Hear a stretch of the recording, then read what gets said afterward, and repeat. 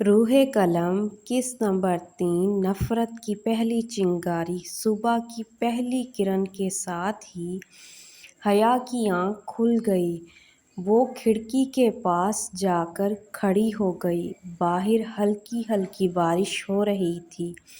اس نے آہستہ سے خود سے کہا، بارش عجیب ہوتی ہے، کچھ لوگوں کے لیے خوشی اور کچھ کے لیے پرانی یادوں کا شور۔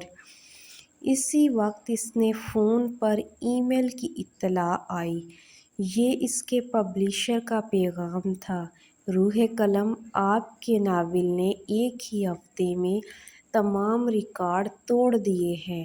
قارئین مسلسل پوچھ رہے ہیں کہ آپ کون ہیں۔ حیا نے پیغام پڑھ کر صرف ایک جملہ لکھا، قارئین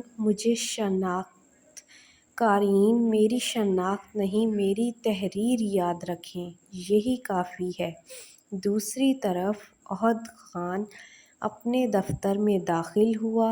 ہر ملازم اپنی جگہ کھڑا ہو گیا۔ اس نے میز پر فائل رکھی ہوئی تھی کہ اس کا دوست حمزہ مسکراتے ہوئے بولا، یار آج کل تم کچھ بدلے بدلے لگ رہے ہو۔ احد نے حیرانی سے پوچھا، کیا مطلب؟ حمزہ ہنس دیا، پہلے تم صرف بزنس کی بات کرتے تھے، اب کبھی کسی مصنف کا ذکر کرتے ہو، کبھی کسی انجان لڑکی کا۔ احد نے سنجیدہ لہجے میں جواب دیا، کچھ لوگ اتفاق سے نہیں ملتے، وہ کسی وجہ سے سامنے آتے ہیں۔ دوپہر کے وقت حیا ایک کتابوں کی دکان پر نئی کتابیں دیکھ رہی تھی۔ اسی لمحے ایک نوجوان لاپرواہی سے گزرا اور اس کے ہاتھ سے کتابیں زمین پر گر گئیں۔ وہ جھک کر کتابیں اٹھانے ہی والی تھی کہ ایک اور ہاتھ آگے بڑھا، اجازت ہے؟ یہ احد تھا۔ حیا نے اس کی طرف دیکھا اور فوراً کتاب اپنے ہاتھ میں لے لی۔ شکریہ، میں خود سنبھال سکتی ہوں۔ احد مسکرایا، آپ ہر بات اکیلے ہی سنبھال لیتی ہیں۔ حیا نے بغیر مسکرائے جواب دیا، جو لوگ خود چلنا سیکھ لیتے ہیں وہ سہاروں کی عادت نہیں ڈالتے۔ احد نے پہلی بار محسوس کیا کہ یہ لڑکی صرف خوبصورت الفاظ ہی نہیں بولتی، بلکہ ہر جملہ جیسے کسی گہری سوچ سے نکلتا ہے۔ اسی دوران ایک بچہ دوڑتا ہوا آیا اور غلطی سے احد سے ٹکرا گیا۔ بچے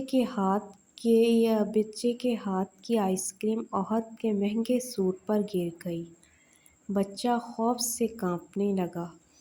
احد کچھ کہنے ہی والا تھا کہ حیا آگے بڑھی۔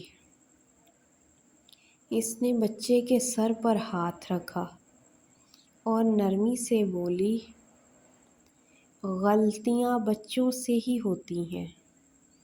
پھر اس نے احد کی طرف دیکھ کر کہا، بڑے وہ ہوتے ہیں جو معاف کرنا جانتے ہیں۔ احد نے بچے کی طرف دیکھا، پھر خاموشی سے مسکرایا، جاؤ کوئی بات نہیں۔ بچہ خوشی سے بھاگ گیا۔ حیا بھی جانے لگی۔ احد نے اسے آواز دی، ایک منٹ۔ حیا رک گئی مگر مڑی نہیں۔ احد نے آہستہ سے کہا، آپ سے دوبارہ ملاقات ہوگی۔ حیا نے چند لمحے خاموش رہ کر جواب دیا، قسمت اگر چاہے گی تو راستے خود بن جائیں گے، اور اگر نہ چاہے تو ایک ہی شہر میں رہنے والے بھی کبھی نہیں ملتے۔ یہ کہہ کر وہ بھیڑ میں گم ہو گئی۔ عہد دیر تک اسی طرف دیکھتا رہا۔ اس کے لبوں پر ہلکی سی مسکراہٹ تھی، مگر دل میں ایک نیا سوال جنم لے چکا تھا۔ تم کون ہو؟ تم ہو کون؟ اس لمحے شہر کے کسی دوسرے کونے میں ایک شخص حیا کی تصویریں دیکھ رہا تھا۔ اس نے موبائل بند کیا اور سرد لہجے میں کہا، اگر یہی لڑکی روح قلم ہے تو اب کھیل شروع ہوگا۔ اگر آپ کو ہماری یہ ویڈیو پسند آئی ہو تو براہ کرم ویڈیو کو لائک کریں، چینل کو سبسکرائب کریں اور کمنٹس میں اپنی قیمتی رائے ضرور دیں، اور روح قلم کی اگلی قسط دیکھنے کے لیے بیل آئیکن کو ضرور دبائیں۔